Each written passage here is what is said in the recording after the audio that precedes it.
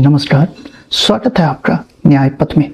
कल हमने proviso 1 of order 9 rule 13 पढ़ा था। आज हम प्रोवाइजो 2 ऑफ ऑर्डर 9 रूल 13 पढ़ेंगे। यह है कि no court shall set aside a decree on the ground that merely there has been an irregularity in the service of summon if it is satisfied that the defendant had notice of the date of hearing and had sufficient time to appear and answer the plaintiff claims।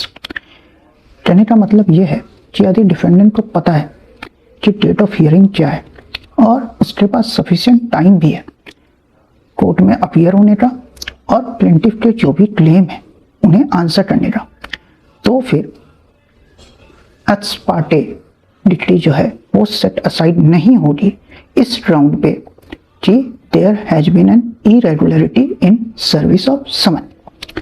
इस पर एक case law भी है, Sushil Kumar Sabharwal versus Gurpreet Singh 2002 Supreme Court. इस case में यह held हुआ था कि mere irregularity of service will not vitiate a summon provided कि डिफेंडेंट नो अबाउट इट, क्या जानता था कि डेट कब है, and had sufficient time to appear and answer the claim.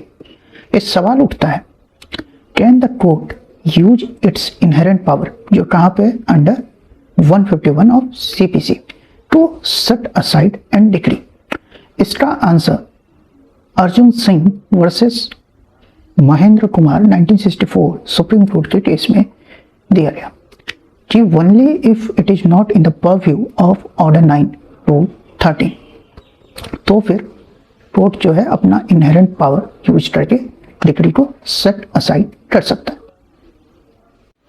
अच्छा, effect of setting aside and x Partey decree क्या होता है? यदि जो एक्स पार्टे डिक्री है वो सेट असाइड हो जाती है तो सूट जो है रिस्टोर हो जाता है, मतलब रिस्टोरेशन ऑफ सूट हो जाता है। तो आज के लिए इतना ही, फिर मिलते हैं। Thank you.